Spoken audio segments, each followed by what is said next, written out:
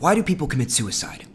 I was thinking about this as someone who works on and studies the effects movies and shows have on people when I found that 13 Reasons Why caused 200 kids who would otherwise be alive today to kill themselves. What exactly was that show triggering inside those kids? We currently have the highest suicide rate in nearly 100 years. Last year, almost 50,000 Americans killed themselves. At this rate, more than 1% of the US population will commit suicide. The average American knows 600 people. That means you, yes, the person listening to this right now, will know 6 people who commit suicide. In 2023, 13% of teen girls reported a suicide attempt in the past year. This is not normal. Suicide kills more people than war, than murder, than HIV, than malaria, than mass shootings, than terrorist attacks, than fire, plane crashes, cold, heat, hurricanes, earthquakes, floods, tornadoes, drowning, motorcycles, SIDS, childbirth, combined. I said suicide rates are at their highest in almost a century. But what's odd is if you look at suicide rates for the 1900s, they crash during World War I and World War II, but they peak during the Great Depression. Keep that in mind as I reveal the causes of suicide. Let me start by saying what doesn't cause suicide. Suicide is not caused by chemicals in your brain. Suicide is not a disease like cancer that you have no control over. If that were true, then it would be impossible for us to have periods where there's zero suicide, like in parts of the Middle Ages. And this isn't my opinion. This is both demonstrated in every single scientific study and also just basic logic. So I want to tell you that if you are feeling hopeless, if you feel like you're someone who's always been destined to commit suicide, who feels like your brain is not the right brain, let me tell you, you're wrong. It's not up for debate. You are definitively wrong. And I get really angry about this because I know someone personally who believed the theory that depression is just about not having the right chemicals in your brain and suicide will be the inevitable result if you're unlucky enough, the way cancer progresses through the body. Not only has the largest meta-study from UCLA ever on the topic completely debunked this, but it's just not true. We know people have tried to commit suicide and regret it. How can they regret it if it was out of their control? If it's just their brain chemicals. Their brain chemicals didn't change when they suddenly regretted committing suicide. You can't regret a disease. And I made a video addressing this is why I don't say die by suicide. It's not a disease that takes you over and means you have no decision. It's not, and you do. Scientists for decades have been looking for evidence that serotonin levels are responsible for depression, and they have found nothing. But in the popular imagination and in my friend's imagination, it's all those pesky chemicals. So if you just take certain drugs to fix your chemicals, maybe you'll be okay. Or maybe you should just end it all because that's where it's going inevitably. But it's not. Night Mother is one of the most chilling American plays of the 20th century. It follows a middle-aged woman named Jessie living with her mother, who very calmly explains to her mother that she's going to kill herself later that night. We're just going to sit around like every other night in the world, and then you're going to kill yourself. Her mom is frantic and says, "No, you can't do that. What are you talking about?" But Jessie is determined. She's going to kill herself that night. Jessie explains she'd look at pictures of herself as a child and say that person is already dead. That childlike version of Jessie who never had heard of sick or sad or lonely and could actually find joy in the things around her, that Jessie wasn't alive anymore. And before I tell you the terrifying suicide effect this movie had, there's stirring testimony on Reddit from people who struggled with suicidality about what it's like watching this movie. Someone says they told their mother that they're suicidal and their mom doesn't understand, but they feel just like Jessie in the play and they're tired and afraid and really want to die. They wish they could say, like in the play, "Night, Mother." My heart breaks reading this post, even more so that there are no comments. There's supposed to be 2, but they're missing. And I hope this person's still with us. Someone else said the line that sticks with them most in the movie is when Jessie says, "Mom, I know you used to ride the bus in the morning. The bus is hot and bumpy and crowded and noisy, and more than anything in the world, you want to get off. The only reason you don't get off the bus is because you're still 50 blocks from where you're going. Well, I can get off right now. And even if I ride 50 more years of life and then get off, I'll be getting off in the same place. So why not end the ride now?" The commenter said this describes their depression. And another comment says this movie is dangerous to watch when you're in the midst of suicidality, and that the arguments Jessie makes in the movie make so much sense. They had no idea. Researchers decided to show the movie to suicidal test subjects to see the movie's effect on them. Who fucking approved this study? Because this movie has a protagonist portray suicide as a calm, rational choice rather than a heat-of-the-moment decision, like in Dead Poets Society. So in 2015, the British Journal of Psychiatry brought in 85 men and women in their 20s. They segmented those who were suicidal and those who weren't, and they showed them all the movie to see if it would make the suicidal people more suicidal. Who is running the British Journal of Psychiatry? Holy goly. But the results were astounding. Among the group that was suicidal, they became statistically significantly more suicidal after watching that movie. Specifically, in direct proportion to how much those viewers identified with the suicidal protagonist, which really scares me about these Reddit posts. The study finds the more you identify with the protagonist Jesse, like those Reddit commenters did, the more suicidal you became. And then what did the researchers do next? Like, you just wrote down, yeah, they're suicidal, write it down, Johnny, you're gonna get tenure. Like, were they just excited to make it on Google Scholar? Did they follow up with all these people that they made want to kill themselves? If you were in that study, please comment and let us know you're okay, because I'm sure the researchers didn't make sure you're okay. But even more shocking, the researchers found that among the participants who weren't suicidal before they watched the movie did not make them suicidal. It just made them depressed. But the shocking part is the suicidal group, who became more suicidal after watching the movie, did not become depressed. Their mood stayed the same. And this is a concept called affective constriction. When someone's suicidal, it almost completely clouds their judgment, messes with their perception. Their experience of feelings is diminished. The suicidal subjects identified with the protagonist, what Jesse was going through. And from that point on, every depressing thing in the movie was just normal to them and almost became an intellectual exercise. I'm suicidal, this character's suicidal, I identify with this character. What is going to happen to her? She commits suicide. She's calm. She's rational. I'm just like her. I'll commit suicide. Which is the danger of how this movie romanticizes suicide. The character is seen as strong, intelligent, doing the rational thing. She calmly explains, like those Redditors saw, how good life was when she was a kid, how bad life is now. And her mom, who says don't commit suicide, is seen as loopy, is seen as frenetic. You'll miss. Whereas Jesse, who's going to commit suicide, is seen as brave, almost. And you can imagine someone who's suicidal looking at Jesse and saying she has the courage to do what I'm too afraid to do. But the most striking finding of this terribly unethical study is the non-suicidal subjects, after watching Jessie kill herself at Night Mother, reported an increase in self-esteem. The researchers concluded that these participants felt so much better about their own life and their own mental health compared to Jessie that they got a boost of confidence. Can you believe that? And I say it's shocking, but if I look inside my own heart, I know there are moments when someone's opened up to me about something extremely difficult they're going through. Or I learn about the struggle of some celebrity I don't like or some major historical figure, and the fact that their life is falling apart or that they have this deep psychological torment, if I have to be completely honest, a part of me feels better about my own life. And it's a completely shameful feeling, but apparently it's well documented in psychological journals. This is why we love the downfall of prominent celebrities so much. We like seeing someone doing well fall if we don't like them. Like, think about how many people delighted in the downfall of Logan Paul or Michael Richards or even Sydney Sweeney if her movie bombs, right? And look, I say the Night Mother study is unethical, and I'm kind of saying that tongue-in-cheek because this is actually an unbelievably valuable study, because the number of people who kill themselves because of a movie or show is unbelievably difficult to measure. I know someone who became much more sexually promiscuous because of the movie Pleasantville and how sex is seen as the solution to all problems in that world. That is not going to be found in any psychological study about Pleasantville. This study about Night Mother is much more revealing than the study that found 200 people died because of 13 Reasons Why, because we have no idea how much suicide from media is already baked into the suicide baseline rate. How many small spikes of suicide or one-off suicides can be attributed in some way to a movie or show.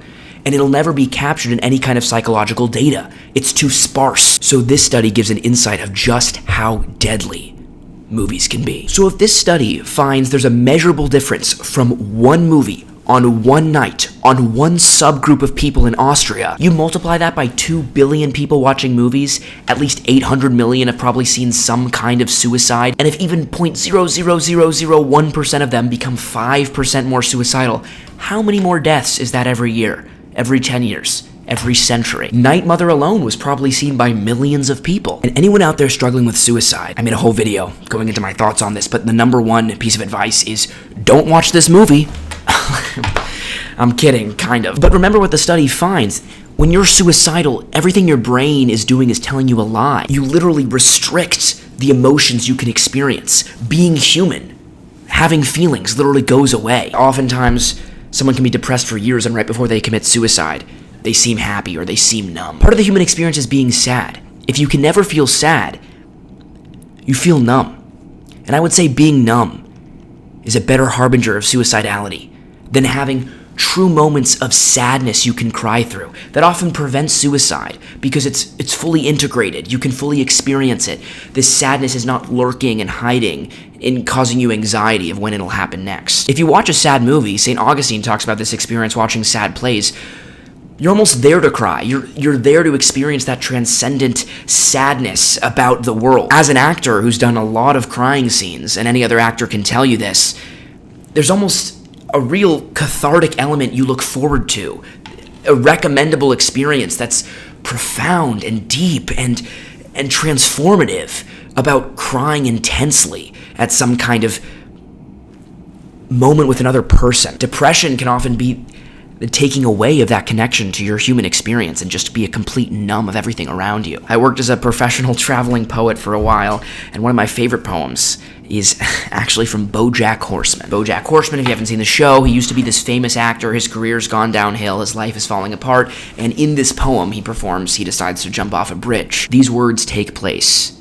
after he has jumped. You're flying now. You see things much more clear than from the ground. It's all okay. It would be were you not halfway down. Thrashed to break from gravity, what now could slow the drop? All I'd give for toes to touch the safety back at the top. But this is it, the deed is done. Silence drowns the sound. Before I leaped, I should have seen the view from halfway down. I really should have thought about the view from halfway down. I wish I could have known about. And then. So what does cause suicide? Well, there's certainly a contagion effect. Teens who know a friend or family member who attempts suicide are 3 times as likely to attempt it themselves. A study in Korea found spouses are 4 times as likely to commit suicide if their spouse does. And you can't just chalk it up to depression. Only 4% of people treated for depression will commit suicide. So what does cause suicide? 3 things. Psychologist Thomas Joyner combed through the relevant medical literature of the past 20 years with his own clinical experience and outlined in his book, Why Do People Die by Suicide? The 3 reasons. They are, first, feeling that you're a burden. Second, a lack of belonging. Third, the acquired ability to hurt yourself. The first is feeling you're a burden, thinking that the people around you will be better off without you. It's really at the heart of it a distorted sense of altruism.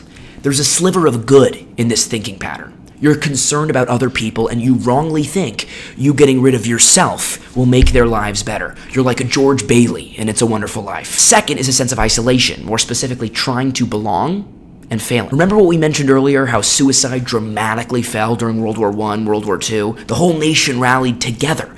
Everyone felt like they belonged to an important cause. Similarly, in 1980, when the US was at the height of its tensions against the Soviet Union in the Cold War, the American and Soviet hockey teams faced off at Lake Placid in the Adirondacks. The Soviets were able to use the best hockey players in their country, while the US was forced to play with amateurs.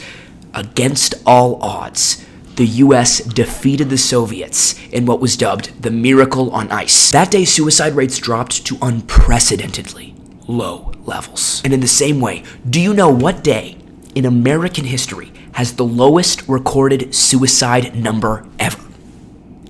9/11. Everyone was together that day. And it makes sense that as the country has seemed to come apart in the last 12 years, suicide rates have spiked. And our reliance on technology has exacerbated this. It's much easier to become isolated and in your own world and in your own thought spirals when you connect with screens rather than people. I was talking to my friend about these reasons, and he's like, well, don't those factors contradict each other? Like, how can you feel like you're a burden if you don't feel like you're part of any group or community? Because it's the worst of both worlds, like the anti-Hannah Montana. The belonging to a group is practical. You intellectually know you're part of something, but you psychologically feel isolated, like a pariah. So you can still feel like a burden to a group that you don't really belong to. It would honestly be psychologically healthier if you weren't really part of a group and felt like you were. And the final driver of suicide is really important. The acquired ability to hurt yourself. What does that mean? There are a lot of people who are incredibly suicidal who will never commit suicide. And there are a lot of people who are only mildly suicidal and did commit suicide. The difference lies in their acquired ability to hurt themselves. Committing suicide is actually an incredibly fear-inducing act. You have to override your entire body, screaming for self-preservation. That's why, despite alcoholics being vastly overrepresented in suicides, almost nobody who has ever committed suicide has ever been even mildly drunk. Because when you're drunk, it's hard to do things that are hard to do. And suicide is hard to do. That's what's so nefarious about the Night Mother movie. There are a lot of people who are suicidal but can't bring themselves to the action. And they see the protagonist of Night Mother as someone who's braver than they are.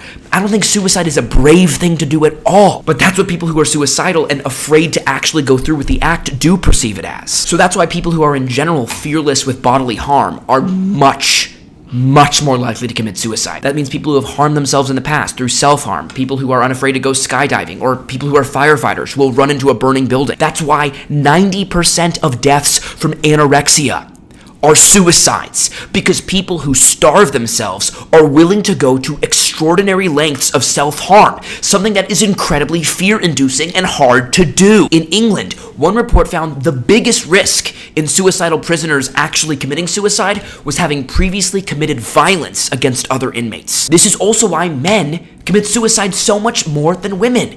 And this was a revelation to me. I was puzzled for the longest time. Women report higher levels of sadness, depression, neuroticism, anxiety, but men commit suicide 400% as often as women do. It might not be that men are actually in more pain. It might be that men are more able to do the extremely difficult, daunting task of killing themselves, which also explains why women attempt suicide far more than men even commit suicide. Now watch closely. I'm going to show you a clip of someone hours before they commit suicide. Don't pay so much attention to what the man says. I want you to see if you notice something odd in his behavior, because he's going to do something strange that every suicidal person does. See if you can spot it. Getting to the point where just trying to live and pay bills and live as a civilian and go to work, it just freaks me out. It's actually more comfortable for me to think about living out here, robbing banks, pharmacies, just taking what I want for as long as I can. At least it'll be exciting. Did you see it? He doesn't blink. Researchers have found before any extremely difficult task that requires concentration, playing in the World Cup, competing in the finals of the Math Olympiad, blinking rates fall drastically. It's the same for suicides. That's why the leading authority on suicide in the US, Professor Joyner, doesn't believe that there is even a category as impulsive suicides. It's a hard thing to do. So even if you think your life isn't worth living, you need that additional component of the acquired ability to harm yourself. In another unbelievable finding, veterinarians who perform euthanasia of animals more than 5 times a week are more likely to commit suicide than vets who don't. It's not the vets who commit more euthanasia are sadder than the ones who don't. It's that they are more comfortable and acquainted with death and ending life. The reason for huge swaths of the Middle Ages no one committed suicide was because there wasn't that third component. The idea of ending your own life, or even self-harm, would have been unfathomable. Now we all know of suicide as a thing. And so I say all of this in the context of 2 things. 1, suicide rates have risen to staggering heights. They've nearly gone up 50% since I was born. And second is how many of you have opened up to me in these comment sections about your experience with depression and with suicide. But that most important lesson is this, and some people never hear this lesson, and I know someone who never heard this lesson, that any way you slice it, suicide is not, never was, and never will be inevitable. You're not broken, and anybody who tells you that you are is unquestionably wrong, even if it's you telling yourself that. Scientifically, it's inarguable. Now, with that said, I'd also like to say that it is extremely, extremely likely that if you think you're a burden, you're not. And I can't think of a suicide outside of maybe Goebbels that actually brought joy to the world. And then for the final component, if you're isolated, maybe you actually are isolated. But oftentimes, because of imposter syndrome, as I talked about in another video, we think we don't belong to places that a lot of people actually see you as belonging in. But even if you don't agree, even if you think you really don't belong anywhere, this is one you can change. I can tell you there are many people who are more awkward than you, less good looking than you, more autistic than you, whatever you think is holding you back, who have more friends than you do. And you know, I think you might at least find some kind of a friend in the comments section. I'm sure there are a lot of people who maybe feel like you do. And then, of course, the actual ability to self-harm. Don't hurt yourself. Don't cut yourself. You might think it's the alternative to something worse, but it just makes that alternative easier. And above all, whatever you do, if you're suicidal, this is some grim humor, do not watch that fucking movie! Do not watch that movie! And if someone from the British Journal of Psychiatry tries to make you watch that movie, do not watch that fucking movie! Oh my gosh! Unless you're not suicidal and you need a confidence boost, then apparently watch the movie and feel better about yourself. Holy goalie. Oh my gosh. I need to talk to the British Journal of Psychiatry. Anyway, this was an important video I wanted to make. It's important to me. I hope it resonated with you, and I hope it resonates with people who need to hear it the most. Because not everyone does. What do you think? I'll be responding to every comment, especially on this video.